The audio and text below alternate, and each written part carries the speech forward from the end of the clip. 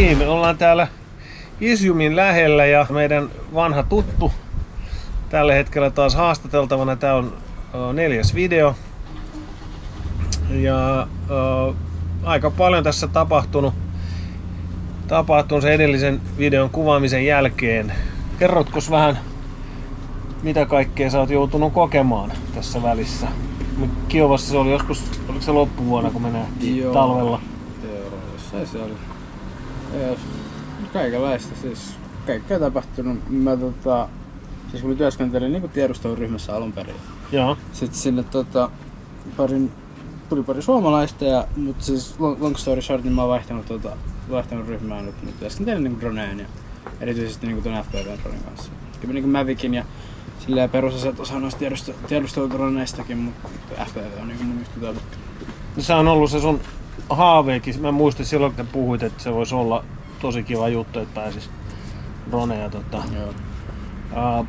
Minkälainen koulutus sulla on ollut sitten? Onko se, saiko se niinku ihan kunnon koulutuksen näin kuin droneoperaattorikoulutuksen? No se on, Ukrainan koulutukset ei sillä tavalla kattavia. Siis mä oon ollut viikon Kiovassa niin Mavicin kanssa. Sieltä saanut sertifikaatia ja sitten kuukauden tuolla niin Keski-Ukrainassa. Niin vähän niin Kiovan niin samassa oblastissa. Onko se Mavic-koulutus, niin onko se joku valmistajan tekemä niin kuin Mavicin edustaja vai ihan asevoimia? Eihän siis DI ei edes myy siis Mavickeja Ukrainassa. Siis ne on niinku asevoimien joku. Ne on niin epävirallinen. Sekin oli tosi epävirallinen. Ei hämärä koulutus. Mut sieltä tuli mitä hämärää? Kerro vähän. No kun ne on virallisia. Ne on jotain niinku jonkun ihme prikaatien pitämiä sellaisia niinku, että siis siellä on ne tyypit, ketä siellä on, niin ne ei ole usein mitään rintamakäyneitä, niinku, jotka on tehnyt niitä samaa asioita. Tai enemmänkin silleen niinku jotain niinku gonamiehiä, jotka on vaan opetellut ne asiat silleen. Gonamiehiä? No sitä ne on, kun siellä on lakit niinku tässä näin ja siis siellä just siellä Mavicin-koulutuksessakin, niin kun se oli siellä Kiovan alueella, niin siellä oli siis siellä vilisi upseereita vittu edestakaisin. Niinku, ei ollut sellaista mitään osaavaa miehistöä siellä, jotka on niinku tehnyt niitä asioita rintamalla. Vaan se oli silleen niinku, että vähän teoriaa, vähän jotain topografiaa ja sit niinku Mavicilla lentämistä, joka niinku on. Se on aika lelu se Mavic niinku lentäminen. Joo. Mitä sitten sen jälkeen, kun sä kävit ne pari koulutusta, niin siirrytkö sitten tähän omaan yksikköön sitten takaisin sinne niinku drone-puolelle? Joo, se on niinku sama prikaati, mutta erillinen drone. Joo. Mutta oliko täällä sitten paikan päällä mitään niinku käytännön koulutusta, vai lyötiinkö drone käteen ja sanoi, että tuhoa nuo tuosta? No siitä se aika paljon on, että sun pitää ite keksiä se. Tässä on sellaista niinku tekemällä oppimista. Sun pitää ite keksiä se sun niinku rytmiä. Mulla on yksi niinku toinen ulkomaalainen, kenen kanssa me työskennellään niinku samassa ryhmässä, niin sit me keksitään itsellemme niinku kaikki juttuja ja etsitään niinku, et katsotaan jotain jenkkien niinku, tiedätkö, hävittäjien niinku navigaatiojuttuja silleen. Otetaan vähän malleja, että okei, tolleen noin dronet menee ja tollasia sääntöjä, niillä on niinku juttuja. Se on tosi paljon sellaista niinku itse, pitää olla sellaista omaa älyä siihen. Mistä suunnasta sä lähestyt kohdetta ja niinku, tosi paljon niillä signaaleilla välppäämistä, että okei, toi taajuus ei toimi, no pitää vaihtaa tolle sitten. Voitte kokeilla nyt sitten seuraavaksi. Mitä droneja teillä on sitten käytössä? Meillä on sellaisia siis ihan niinku joukkueella vai ryhmällä? No både och. No joukkueella meillä on meillä on Maviccejä aika paljon. Niinku se on tulejohtotiedustelu, tulikorjaus. Sitten on niitä pikku FPV, niitä kisadroneja. Niitä on niinku päivällä mentäviä ja sitten on sellaisia, joissa on niinku hämärän näköinen. Sitten ne on niinku yötehtäviä varten. Onko ne FPVt semmosia niinku ite tehtyjä? Joo, tai siis me ei tehdä niitä vaan niinku joku ukrainalaiset vapaaehtoiset tekee ne tämmöset niinku bulkeissa meillä. Niitä varmaan kuluu aikamoinen määrä. Riippuu tulitehtävästä ja niinku esimerkiksi jos on sateinen päivä, niin sitten ei lennetä, niinku, ei vaan lennetä. Niin, Paljon semmosia, jos sanotaan semmonen taistelutilanne ja tulee paljon vihollisia ja niitä ruvetaan niin urokalla tuhoamaan, niin paljonko semmonen keskikulutus tai semmonen kulutus tämmösen niinku kuumimpana päivänä ihan voi olla? siis Kymmeniä. 40-30. 40 päivässä? Saattaa olla. Siis jos sieltä tulee vauhditustavaraa, niin se pitää lentää kanssa vastaan. Joo. Toi meidän kaistalle nyt on suht rauhallinen, että se on niin. Miten pitkälle sitten niin lennätte niillä? Riippuu siitä mitä jumalat sille sinä päivänä. Siis, se vittu riippuu. Siinä on niin monta eri tekijää. Siis ideaaleissa olosuhteissa saatat lentää 9 kilometriä ilman mitään ongelmaa. Paskoissa olosuhteissa lennät 1,5 kilometriä ja tippuu alas. Okei. Se on niinku ihan herran hallussa ja sitten kanssa, että onks niillä häirintää, onks meillä häirintää, pelaaks meidän kommunikaatio. Joskus käy sillä, että me lennetään ja sitten sieltä niinku joku meidän omat kattoo, että no, tossa lentää tällaiset punaisia droneja ja sitten me teen niille on mennyt tieto perille ja sitten ne laittaa niiden häirinnät päällä ja sitten me on tehnyt tippumaan. Vitun hyvä. Kerrotko vähän näistä sotilastehtävissä, missä sä oot ollut? Mä oon ollut Onko se ollut montakin semmoista niinku... ai niinku lentotehtävää? Niin. Ei oo hirveän paljon. Menee niinku kuukausi kohta tästä loppua. Joo. Asemista pois. Viikko asemissa, pari päivää vielä on viikko asemissa. Minkä tyyppisiä ne on ollut ne sotilastehtävät, mitä sä oot suorittanut, jos siellä on ollut jotain tuomistehtävät, niin millaisia ne on ollut? Että onko se miehistö ollut vastassa vai kalustoa? Miehistöä, se on siis, sekin riippuu siitä tulitehtävästä. Meillä on nyt miehistötehtäviä pelkästään tällä hetkellä. Niin, tietenkin me varmaan ehkä katsotaan, niin saattaa siirtää sitten taas paljon lähemmäs, kun nyt me lennetään tosi kaukaa. Sitten jos haluaa tuhota niitä niinku häiritä sitä vastustajan niinku kevyttä tykistöä, niin sit sun pitää taas mennä lähemmäs, että signaali kulkee paremmin.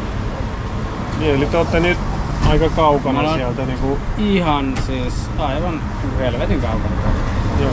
Et siellä on jotain, siellä on sellaisia ukrainaisia niinku asemia, joita on niinku paranneltu joku 9 kuukautta. Ne muistuttaa enemmän sellaisia. Ja teidän tehtävä on niinku suojata, että jos sinne jotkut venäläiset hyökkää, niin... Ei, no joo ja ei. Se niinku, kun siellä on se meidän ensimmäinen linja, se on se ryssien ensimmäinen linja, joka niinku vähän niinku sekoittuu toisiinsa siinä. Niin sit sieltä tulee havaintoa, että tuolla on nähty. Ja sit me ollaan silleen, okei. Sit meidän Mavicit lentää sinne, katsotaan nähdäänkö me jotain liikettä, nähdään liikettä, lennetään. Se on niinku havainto, tehtävä, lennetään. Et jonkun verran on ollut niitä kaatojakin. Niitä on tosi vaikea, niinku, koska usein sä lennät johonkin korsuun. Joo. Ja sit se, että haavoittuuko siellä joku tai kuoliko siellä joku, niin... Ja niin kuin täällä sanotaan, huis näin. Niin, kyrpä tietää. Niin, kyrpä tietää. Ei sano mitään. Jos viime viikolla niin lensin, siellä oli niinku kolme venäläistä käveli. Niin mä lensin niinku siihen 10-15 metrin päähän niinku osun puuhun. Ja sit kun ne on sellaisia sirpalepanoksia, siis taas, niin se on sellainen kuulavyö, niin ne räjähtää sillä eri suuntiin. Niin osuin sillä siihen puuhun. Saattaa olla, että siitä niinku kaatui joku ja haavoittu pari, tai saattaa olla, että kaikki nyt kävi tsekata. Mut sit kun ei meillä ole tarpeeksi hyvää niinku silmää siellä katsomassa sitä tulevaikutusta. Ja eikä se ole varmaan tarkoituksenmukaistakaan, että jos tuolla niinku pieniä noita heitteitä heittelee, niin... Se on sama kuin eihän niinku joka ei teet sä niinku granaatiheitistä. Niin eihän nekään tiedä, että niinku ne saa tulitehtävän, ampuu sinne. Ja sit jos sinne nyt kaatuu joku, niin hyvä, jes, sit kaatuu joku. Ja joka tapauksessa niin onhan siis sellainen shokkivaikutus. Että siellä on vihollisen kärki menee ja sit yhtäkkiä joku... Ja sit pam, siihen niinku parin metrin päähän. Niin ethän se halua olla sitä, sen tiedät, että ne tietää missä mä oon. Mission on pop. Se on niinku kevyt tykistöhomma toi FPV. Sitten tietenkin on sellaisia spessutehtäviä, tai sit jos sieltä todella tulee päälle, niin sun pitää iskeä jotain isompaa. Mutta Onko sulla niinku pääosin heitteitä mitä, vai FPV ihan? mä oon niinku kamikasen meillä. Okei. Entä kamikasen? Mä oon niinku liian kaukana pommittamaan. Ja pommitus on muutenkin, se on aika vaikeaa. Siinä pitää olla aika hyvä pilotti. Sen saa silleen tarkasti. Tää riippuu miten se pommitat. Jalkaväkeen ei tarvitse olla niin tarkka, mutta siis korsuja on tosi vaikeata pommittaa. Niin, että sä lennät sinne sisälle ja... Niin, se on helpompaa, kun sä näet niinku minne sä meet. Mut sit kun sun pitää laskea se pommi niinku tietyn matkan päästä, niin se on vähän vaikeampaa. Miten venäläisten häirintälaitteet, niin onks ne hyviä, pystyykö ne häiritsee teidän toimintaa ja miten sit vastaavasti ukrainalaisten, että kehittyykö kehitys vai? Se on jotenkin enemmänkin vaan siitä niinku... se on sellainen kisa. Kummalla on tekniikkaa, rahataitoa niinku homma. Et jos niinku, mitä päivä päivältä näkee siis enemmän niinku häirintälaitetta niinku ukrainalaisten autojenkin päällä, niin Joo. näkyy antennia. Koska se on vaan niinku, et se voi ajaa lähellä sitä rintamalinjaa. Sieltä tulee drone ja hajottaa sit. Siis ihan niinku henkilöautojen kimppuun tulee. Henkilöautot tosi herkullisia. Tosi herkullisia. Siinä on tosi suuri payout. Niinku, siihen ajajan paikan ja moottorin vielä ei lösäytet. Sit kuolee ajaja, auto lähtee helvettiin ja sit jos saat osuttua moottoriin tai sä voit myös osua niinku siihen tohon niinku esimerkiksi vasen tai oikein takapyörän kohdalla, niin jos yrität osua siihen niin niin se auto menee käyttökelvottomaksi. Niin. Auto menee käyttökelvottomaksi sit kun vihollinen kuolee ja... Joo, sit kun se ajaja kuolee, niin sit ne muut saa jotain murtumavahinkoa siitä, kun ne auto lentää sit pois siitä tieltä. Ja sit ne on siellä jalan, ja varsinkin jos sä oot läsähtänyt niihin silleen, että ne on jossain pellon varressa, niin sit toinen ryhmä yrittää. Ja siis siellä on niinku monta, että siellä on meidän ryhmä, ei meistä niinku tiedetä toisistamme kaikki ryhmät, ketä siellä niinku operoi sitä dronea. Et mulla on sellainen, siinä on niinku, mä lennän, siinä on niinku sen pieni metsäkaistale, siinä on vastustajan niinku asema, siinä on vastustajan sellainen vitun foxhole. Ja siinä on mun drone, mä yritän hakea sitä kulmaa sinne. Mä katsoin, että perkele, siinä on 4 metrin päässä, tietsä, se on samanlainen paska, tietsä, kollega siinä vittu toisella puolella. Syö sun leipää. Joo, katsotaan siinä nyt vähän, no. Mä lensin siitä nyt puuhun, että se sai vähän paskalle lähteä. Toivottavasti hän sit osui. Säästeleekö venäläiset droneja vai onks niillä niitä ihan helvetisti? No niillä on ihan helvetisti. Niillä on enemmän kuin Ukrainalla. Okay. Mä sanoisin, että ukrainalaiset pilotit ja ukrainalaiset FVB-ryhmät on niinku keskimäärin taitavampia kuin niinku venäläiset. Mut niillä on sit se määrä. No, se on sama sotilaat, ne yrittää sillä ylivoimalla sitten, kun niitä on niin paljon enemmän. Niin. Tää ekonomia. Ja kun ei tää Ukraina vitun armeija pelaa. Ei me oo tarpeeksi. Me ostetaan antennit, me ostetaan itse. Niinku kaikki kaikki niinku antenniständit me ostetaan itse.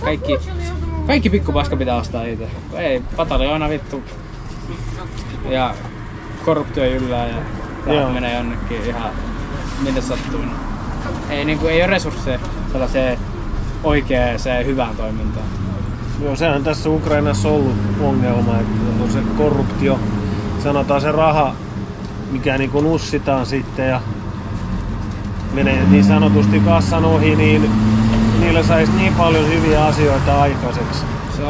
Se on ihan vitun sairas, miten paljon tää niinku läsähtää välistä. Onko se enemmän niinku, sanotaan sun, mitä sä luulet, onko se siellä teidän komppanian tasolla vai onko se siellä sitten jossain vähän paljon pataljoona. Mut niinku, siis sotilaat on hyviä jätkiä. Jos siellä niinku alimmalla tasolla on vitusti hyviä jätkiä, laittaa omaa rahaa, laittaa omaa henkeä siihen hommaan. Mut sit se vitun upseeristo, niin on sellas siis... Meidän puhui just, yksi meidän mekaanikko valitti tästä just niin kova äänisesti, että niinku, mitä vittu, että menee jonnekin Kiovaan ja siellä on joku toinen sotilas on upseeri. Niin. Ei se toimi silleen, kun upseerinappulat saa ilman sitä, mistä mekin ollaan puhuttu, että saa ilman sitä niinku... Kokemusta. Niin, ilmaista sottukokemusta, niin ei ne vittu tiedä. Joo. Se on niin vitun tyhmä systeemi jotenkin. No se on suuri ongelma. Täällähän on Bahmutissa ja Mariupolissa ja muualla niin helvetisti päteviä kavereita tapatettu täysin turhaan. Ja sitten on paljon sellaisia nuoria, kokemattomia upseereita ja koulutustaso nyt on sitten mitä on. Siis Se on valitettava tosiasia. pitäis, runkoarmeijasta pitäis niitä hyviä aliupseereita pitäis niinku nostaa sieltä, koska ei se mitään järkeä, että sulla on niinku just tuossa tiedusteluryhmässäkin niin siis ihan vitun kokeneet äijä niinku ollut vaikka missä ja sitten ne jää sinne niinku partiojohtaja, ryhmäjohtaja tasolle, haavoittuu tai kuolee ja sitten kaikki se osaaminen ne tommona ilmaa. Sen sijaan ja ne vois ihan hyvin komentaa niinku omaa joukkoa.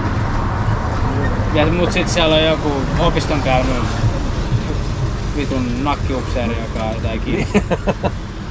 Tiedätkö? Joo, sekin on ongelma.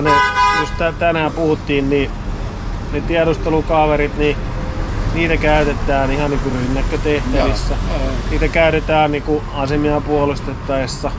Et se ei ole pelkästään tavallaan tiedustelua, vaan tavallaan niin tukitaan kaikki vitu röörit, mitä vaan pystyy. Ja sehän on oikeasti perseestä tollanen. Että se on ihan sama, mitä Venäjä silloin sodan alussa teki, kun lähetti erikoisjoukkoja.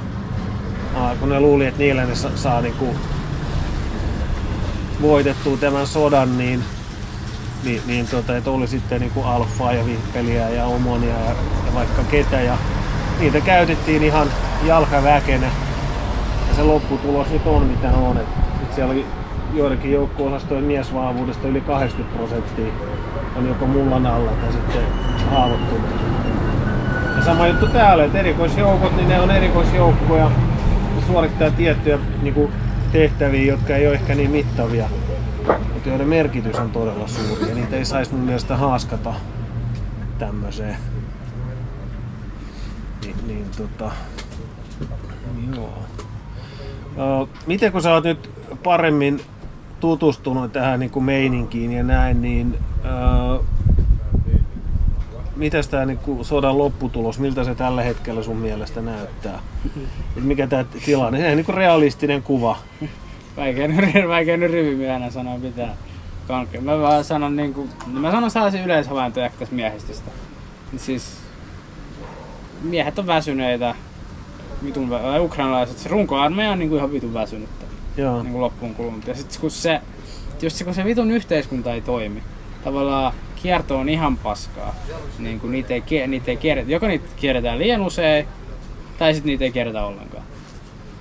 Sitten se niinku vitun korruptio, ja sit se, että sä voit niinku vaan rahalla päästä johonkin hyvään asemaan.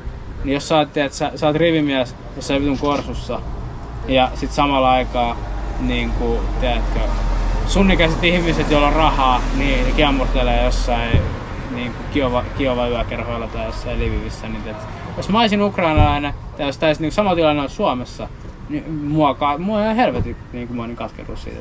Miksi mun pitää olla täällä, jos noin jatkat, tiedätkö?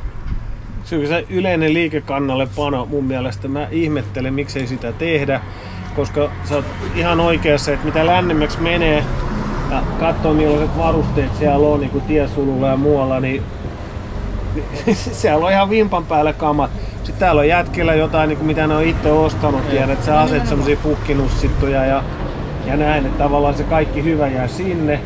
Sitten on niin kuin Lvivissä esimerkiksi tai Kiovassa, niin kun sä päivällä kulet, niin ei edes niinku, ihan kun täällä ei ole sota ollenkaan käynnissä.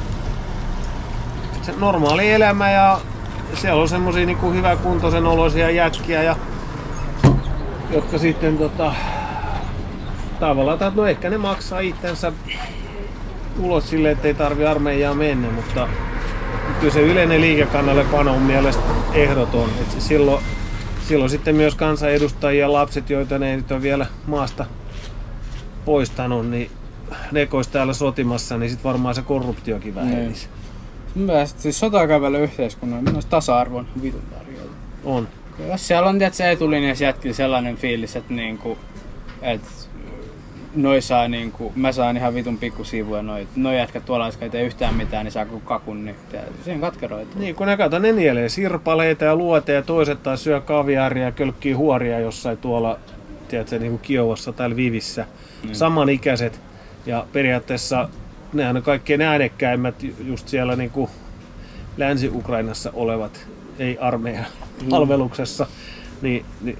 Että joo, että ei peräännytä, ei tuumaakaan näitä periksi, mutta ei ole kuitenkaan valmiit lähtemään tänne sotimaan. Se on tavallaan se raskain taakka on nimenomaan täällä Itä-Ukrainan asukkailla. No ei sen tarvitsisi olla silleen, niin kuin, tiedätkö, että jokainen ihminen niin kuin laitetaan siihen etulinjaan, tai jokainen ihminen laitetaan rynnäkköjoukkoihin. Mutta että sellainen, mitä mun mielestä siis Suomessakin on ihan niin vitun järkevä päätös. Että siis osaavat ihmiset niihin paikkoihin, missä niitä tarvitaan. Mä oon nähnyt Ukrainassa, että on joku niinku siis tosi kokeneita, taitavia niinku sähköinsinöörejä. Palvelee jossain niinku, antaa jossain tulitukea olla konekivääri. Mielestäni ei mitään järkeä. Niiden ihmisten pitäisi olla tuolla niinku väittämässä virtapiiriä tuohon noihin droneihin ja niinku jossain sellaisesta, jos niin kokemus oikeasti vaadittaisiin. Se, että miten jotenkin esimerkiksi niinku, en mä nyt tiedä, mutta siis veikkaan, että koko jotain kuuluu jotain reserviläiskavereilta niinku, kertausharjoituksissa käyneitä, että just se jotenkin puolustusvoimienkin niin mielenkiinnon vähäisyys siihen, että mitä ihmiset tekee sit sen niinku, varusmiesjakson jälkeen. Sehän on se tärkeämpi homma. Koska jos joku on niinku ihan sama, että onks ne on ollut joku spade, teetkö Intissä, mut sit ne on jotain sähköinsinöörejä tai jotain, niinku, jotain mitä oikeesti tarvitaan sodan aikana jossain niinku erikoistehtävissä. Jos on helmen panna semmonen ajamaan spadetykkiä vittu ja nöde jakaa sitten tuolla. Koska tällä se välillä on täällä. Joo. Pitää olla systeemi, että niinku ihmiset menee oikeisiin paikkoihin. Mullakin on yksi ystävä Harkovasta, niin hän on tosi hyvä tarkkaampuja. Ja hänet sitten siirrettiin rynnäkköpataljoonaan. Ja se ihminen on kuitenkin, hän on kouluttautunut ja sillä on oma ase, millä se ampuu, se itse lataa patruunat ja on niinku pirun hyvä. Niin nyt se on sitten tuolla noin. Järjen vastas. Mites nyt kun on aika paljon tullut kyselyitä ja ihmiset haluaa tulla Suomesta Ukrainaan ja liittymään Ukrainan asevoimiin, niin millaiset terveiset sinä heille kertoisit nyt, kun sä oot vähän päässyt pintaa syvemmällä tähän? Tietäkää minne menette. Siis se on ehkä koska niin kun, tieto on niin kuin ihan kaikki kaikessa. Sä saat, jos sulla ei tietoa siitä, mihin joukkoon sä liityt, ja sulla ei ole mitään kontaktia siihen, että okei, no mä oon vaan kuullut tuolla ammattiosaavaa, tuolla on hyvää porukkaa, niin se on niin kuin ihan sana tuulessa. Ukrainassa kaikki on kauniimpaa kuin mitä oikeasti. Niin sellainen tieto. Sitten ihmisiä on erilaisia. On sellaisia ihmisiä, jotka haluaa, niin kuin, joilla on tietotaitoja ja haluaa olla siellä vitun etulinjassa niin tekemässä sitä sotilaan perusjuttua. Mut mun mielestä niin kuin, kannattaa miettiä ihan liian paljon ihmisiä, niin haluu sinne, haluu tonne, ei sitten ole minkäänlaista exit-suunnitelmaa. Mielestäni siinä pitää olla joku filosofia siinä, että niin kuin, mitä jos mut vaikka lähtee vasenjalta, tai mitä jos.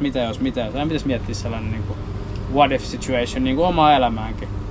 Joo. Niin paljon kuulee sitä siis, että on ollut kovissa paikoissa, tehnyt kovia hommia, sit tulee takaisin ja sit on ihan vitun hommoillaisena yhteiskunnassa. Joku plan B, plan C. Aina, mitä jos tää paska ei toimi. Siis ihan sama tossa vitun lentämisessäkin. Tiedät sä, A-suunnitelma ei toiminut. No mitä me tehdään? Lennetäänkö me eri suunnasta? Käytetäänkö me eri antenneja? Mitä me tehdään? Tää sama mun mielestä tossa jalkaväkin hommassa. Tää juttu ei toiminut. Mitä me nyt tehdään? Joku B-suunnitelma, C-suunnitelma, D-suunnitelma. Tarvitaanko teidän tässä niinku drone-yksikössä? Hyvin tietynlaisia ihmisiä. Kerrotko millaisia? Et jos joku haluaa tulla esimerkiksi? Joo. teidän yksikköön, niin ideaaleinta tietenkin sellainen, joka on tehnyt aiemmin droneen kanssa, mutta se ei ole läheskään niin tärkeää kuin se kapasiteetti oppimiseen. Kapasiteetti oppia niin kuin abstrakteja asioita, niin kuin, niin kuin millä gigamegahertseillä me lennetään. Abstrakteja, niin kuin minkälaisella ne dronet virtapiirit on. Abstrakteja silleen, niin kuin, että no jos toi dronesta kuuluu tällainen ääni, niin mitä se tarkoittaa? Tällainen ääni, mitä se tarkoittaa? Se kapasiteetti oppimiseen. Sen pitää olla siellä. Sitten ihmisiä, joiden kanssa voi työskennellä. Mä oon ainakin niinku, mitä ulkomaalaisiin tulee, niin henkilökohtaisesti mä oon törmännyt ihmisiä, joiden kanssa mä en halua työskennellä. Niin sellaisia niinku vaikeita tapauksia. No mulle ei, ehkä kaikille. Ehkä kaikille. Mut siis mulle henkilökohtaisesti joo. Niin jotenkin sellaisia ihmisiä, jotka on koko ajan osaan jano oppia uutta. Adaptoituminen on mun mielestä kaikki kaikessa. Niin ihan sama, onko se ukrainan kieli, onko se niinku toi drone-tekniikka vai kapasiteetti oppia uusia asioita. Joo. Joku sähköinsinööri, automekaanikko tausta, niin sekin olisi very welcome. Mutta ei pakolle. Se vaan, että on ihminen, joka on kapasiteetti oppia uusia asioita, jonka pystyy työskentelemään. Kiitoksia, hei. Tämä oli todella mielenkiintoinen haastattelu. Joudutaan kohta sitten taas uusiksi. Ja joo.